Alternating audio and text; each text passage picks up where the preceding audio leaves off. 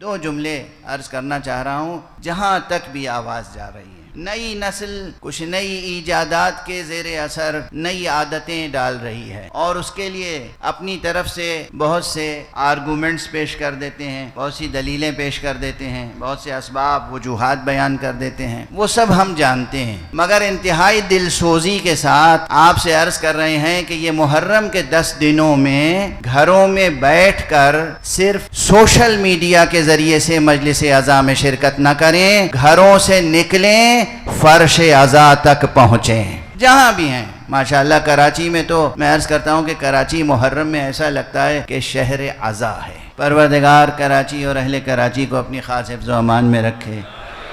اس قوم کو، اس ملک کو، اس ملت کو اپنی حفظ و امان میں رکھے، اور ان منزلوں تک پہنچائے جو منزلیں اللہ نے اس ملک و ملت کے لیے مقرر کی ہیں۔ لیکن دور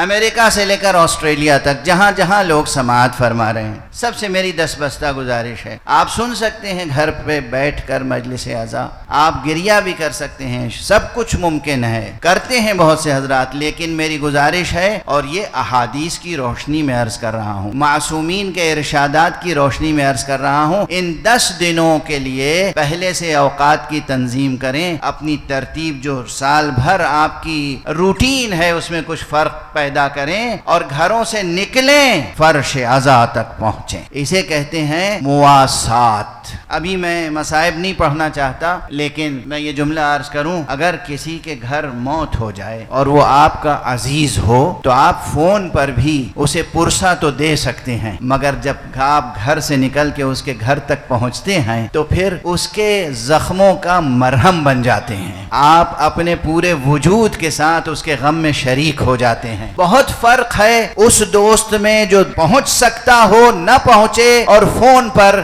افسوس کا اظہار کرے، اور اس دوست میں جو فون پر اظہار افسوس کا کر سکتا ہو لیکن گھر سے نکلے، پہنچے، سوگواروں میں شریک ہو جائے، ہے نا؟ یہ روزمرہ کا تجربہ ہے۔ اس فرش عزا پر جناب سیدہ تشریف لائے، اس فرش عزا پر چشم کرم مصطفیٰ ہے، آقا رسول اللہ سوگواروں میں بیٹھے ہوئے ہیں، امیر المؤمنین سوگواروں میں بیٹھے ہوئے ہیں، بی بی فاطمہ زہرا سوگواروں میں بیٹھی ہوئی۔ آپ گھروں سے نکلیں، اور تنہا نہ نکلیں، گھر کی خواتین کو آمادہ کریں، بچوں کو آمادہ کریں۔ آج کل کی تہذیب میں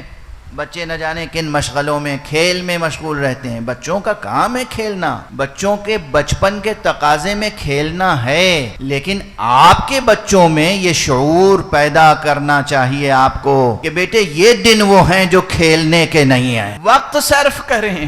اس کام میں بھی وقت صرف کریں کہ اپنے بچوں کو سمجھائیں، چھوٹے بچوں کو بھی سمجھائیں۔ مجھے بہت پسند ہے وہ جملہ، کسی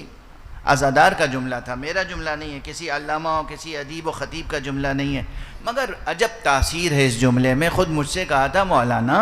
ہمارے بچے تو ماں باپ کا نام بعد میں یاد کرتے ہیں، پہلے حسین کا نام یاد کرتے ہیں۔ اس تہذیب کو باقی رکھیے گا،